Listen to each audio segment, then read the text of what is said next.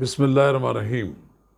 السلام علیکم ناظرین کرام، آپ کو مبارکباد ہو۔ تبدیلی سرکار رخصت ہو گئی ہے۔ بہت مشکل کے ساتھ سابق وزیر اعظم عمران خان نے اقتدار چھوڑا ہے۔ 8 مارچ کو قومی اسمبلی میں حزب اختلاف نے اس وقت کے وزیر اعظم عمران خان کے خلاف تحریک عدم اعتماد جمع کرائی۔ یہ 152 ارکان کے دستخطوں سے تحریک عدم اعتماد جمع کرائی گئی۔ پھر پورا 1 مہینہ کے بعد عمران خان کی رخصتی ہوئی۔ ہونا تو یہ چاہیے تھا کہ 8 مارچ کو جمع کرائی ہے، 9، 10، 11 کو اسپیکر اس پہ رائے شماری کرا دیتا۔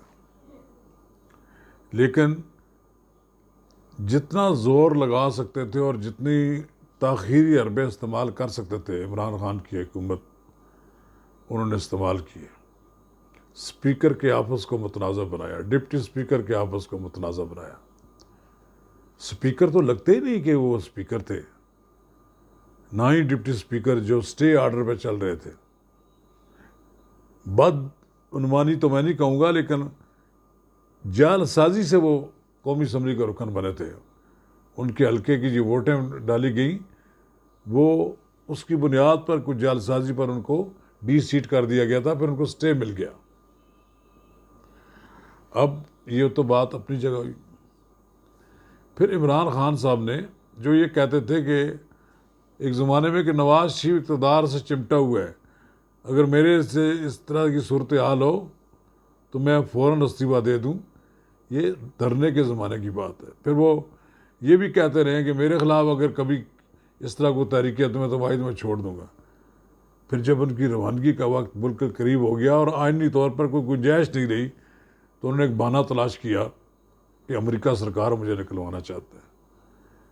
انہوں نے پاکستان کی خارجہ پالیسی داؤ پہ لگا دی۔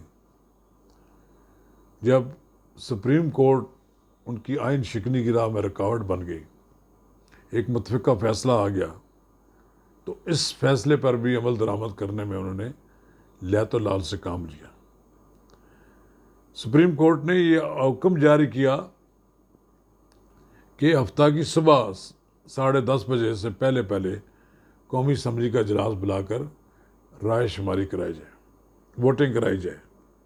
لیکن اسپیکر چونکہ تھا ہی پی ٹی آئی کا کارکن، انہیں تو اپنے منصب کی کوئی خیال ہی نہیں تھا۔ وہ تو اس حد تک دباؤ میں تھے کہ انہوں نے سارا دن رائے شماری نہیں ہونے دی، ووٹنگ نہیں ہونے دی، لٹکائے رکھا۔ پھر کبھی ایک تقریر کر رہے، کبھی دوسرا تقریر کر رہے، بار بار ان کی وزیر اعظم ہاؤس میں طلبی ہو رہی تھی، وہاں جا کر احکامات لے رہے تھے۔ تو اسی پہ ایک سینئر جرنلسٹ سید اظہر نے ایک سوال کیا ان سے کہ جناب آپ نے وزیر اعظم اسپیکر آفس کو وزیر اعظم کا آفس بنا دیا ہے۔ تو انہوں نے ان کو ایک موٹی سی گالی دی۔ یہ اسپیکر اتنے فرسٹریٹ ہو گئے کہ انہوں نے کم از کم اپنے منصب کا بھی خیال نہیں رہا، جس سے وہ استعفیٰ دے کے چلے گئے۔ بالآخر رات ڈل رہی تھی، سمجھ نہیں آ رہی تھی کہ اب ہونا کیا ہے۔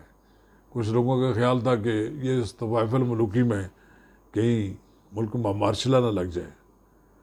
لیکن میں سلام پیش کرتا ہوں سپریم کورٹ کو اور اسلام آباد ہائی کورٹ کو کہ انہوں نے رات کو 11 بجے کے بعد اپنے دفاتر کھول دیے اور اپنے دفاتر میں بیٹھ گئے۔ اب وہ دیکھ رہے تھے کہ آیا سپریم کورٹ کے احکامات پر اسپیکر عمل درآمد کرتا ہے کہ نہیں کرتا ہے۔ جناب چیف جسٹس نے پریزن کی گاڑی منگوا لی، قیدیوں کے لیے جو استعمال ہوتی ہے جیل لے جانے کے لیے، وہ منگوا لی۔ یہ اس کا وہاں آنے کا مطلب یہ تھا کہ آئین شکنوں کو جیل بھجوانے کا بھی حکم جاری ہو سکتا ہے۔ اس دوران ہم نے سنا کہ این آر او کہتا تھا میں کسی کو این آر او نہیں دوں گا. Imran Khan N R O مانگ رہا تھا میرے خلاف، میرے پارٹی کے وزراء کے خلاف کوئی مقدمہ نہ بنایا جائے. پھر وہ یہ بھی مانگ رہے تھے کہ انتخابات کے لیے کوئی تاریخ طے کر دی جائے. پھر وہ یہ بھی مانگ رہے تھے کہ میرے ساتھ کوئی زیادتی نہ کی جائے. لیکن کون یقین دہانی کرا سکتا ہے؟ اسٹیبلشمنٹ نے تو کہا کہ آپ جانیں اور آپ کا کام جانیں. پھر یہ افواہ بھی گردش ہوئی ان کی طرف سے، وزیر اعظم ہاؤس کی طرف سے، کہ وہ شاید باجوہ صاحب کو تبدیل کر کے نیا آرمی چیف لگا رہے ہیں. پھر خود ہی اس کی تردید بھی کر دی. کہ ان کے ذہن میں کہیں نہ کہیں تو یہ بات تھی کہ ان کو غصہ کس بات پر ہے. غصہ ہونا چاہیے متحدہ اپوزیشن پر. تو آپ کے لیے کیا کرے؟ آپ اس پاکستان کی فوج آپ کے لیے ہر جگہ کھڑی رہے، آپ کے لیے آدمی پورے کر کے دے. تو جب دیکھا کہ ان کی کشتی ڈوب رہی ہے، اور جب ادھر سے انتخابات جو اس کا عمل ہے، اس کا عدم اعتماد کی تحریک کا جو عمل ہے شروع ہونے والا تھا، تو عمران خان وزیر اعظم اب چھوڑ کر واپس روانہ ہو گئے ہیلی کاپٹر پر. 3 وزراء جو سابق وزراء پہ ہیں، فواد چودھری اور شاہ محمود قریشی اور شیریں مزاری، یہ ملنے کے لیے گئے انہیں، تو عملے نے ان کو واپس کر دیا. اب ان کے لیے وزیر اعظم ہاؤس ایک اجنبی گھر بن گیا جہاں ہر وقت وہ گھسے رہتے تھے. سوال یہ ہے کہ کیا عمران خان صاحب کو گھر بھجوانے میں کہیں امریکہ کا کردار ہے؟ یہ ان کا جھوٹا نعرہ ہے، ایک بکواس قسم کا نعرہ ہے کہ ایک لوگوں کو یہ کہا جائے کہ جی، اور لوگوں نے، اب لوگ کہتے ہیں کہ لوگ ان سے یہ نہیں پوچھیں گے ٹماٹر مہنگے تھے یا کیا نہیں. کیوں نہیں پوچھیں گے؟ لوگوں نے پوچھنا چاہیے کہ آپ کے دور میں مہنگائی کیوں زیادہ ہوئی ہے؟ آپ کے دور میں ڈالر 190 تک کیوں گیا ہے؟ آپ کی نالیکیوں کی وجہ سے گیا نا. آپ وزیر اعظم کے طور پر کام کرنے کے اہل نہیں تھے، اس لیے نا. کاش کہ آپ کرتے. ہم تو چاہتے ہیں کہ آپ کو اللہ تعالیٰ نے وزارت عظمیٰ میں بٹھا دیا، اور پھر آپ نے ایسے تیسے ہیرا پھیری کر کے 1.5 کروڑ ووٹوں کا کلیم بھی آپ کے کھاتے میں آتا ہے. اگر 1.5 کروڑ نہیں ہے تو 1.25 کروڑ یا کروڑ تو لوگ آپ کے ساتھ تھے ہی. کیا آپ سمجھتے ہیں کہ وزارت عظمیٰ سے یہاں سے نکالے جانے والے بے توقیر ہو کر گئے نا؟ آپ بے توقیر ہو کر. کاش کہ آپ قومی اسمبلی میں آتے، ایک تقریر کرتے اور کہتے کہ میں آج اپوزیشن کی تحریک عدم اعتماد جو ہے اس سے پہلے میں استعفیٰ دے کر جاتا ہوں. تو نہ آپ کے کوئی ووٹنگ ہوتی نہ کچھ ہوتا. لیکن آپ آخری وقت اڑے رہے کہ میں چھوڑ کر ہی جانا چاہتا. اور پھر جب کوئی پنڈی سے پیغام آ گیا یا سپریم کورٹ کے ججوں کو بیٹھے ہوئے دیکھا تو یہاں سے روانہ ہو گیا. اب آپ نے کہا ہے کہ میں پشاور سے تحریک چلاؤں گا. اب تحریک تو چلائیں نا، آپ کو سمجھ آ جائے گی، آٹے دال کا بھاؤ پتہ لگ جائے گا. آپ اس نعرے کو نہیں آپ بیچ سکتے کہ امریکہ نے آپ کو نکالا. آپ کو نکالا ہے آپ کا تکبر، آپ کی فرونیت، آپ کی فسطائیت ہے. آپ اپنے ان لوگوں کو اپنے ساتھ نہیں رکھ سکے جو مختلف جماعتیں چھوڑ کر 2018 میں آپ کے کیمپ میں آئے. آپ نے ان کو لاتیں مار کر، دھکے دے کر اپنے سے دور کیا. میں نہیں جہانگیر ترین کی کوئی وکالت کرتا ہوں یا ان کی میں کوئی صفائی پیش کرتا ہوں یا علیم خان کے بارے میں کوئی بات کرتا ہوں. یہ لوگ تھے تو آپ کے نا. انہوں نے اپنے وسائل، اپنا سب کچھ آپ کے لیے صرف کیا. لیکن آپ نے ان کو کیا دیا؟ کسی کو جیل دی، کسی کے خلاف مقدمے بنائے. پھر مقدمے بھی کچھ ہوتا تو آپ ان کے خلاف کچھ آگے بات کر لیتے. ماضی میں پچھلے 1.5-2 سال کے دوران کئی بار آپ کی حکومت گرتے گرتے بچی.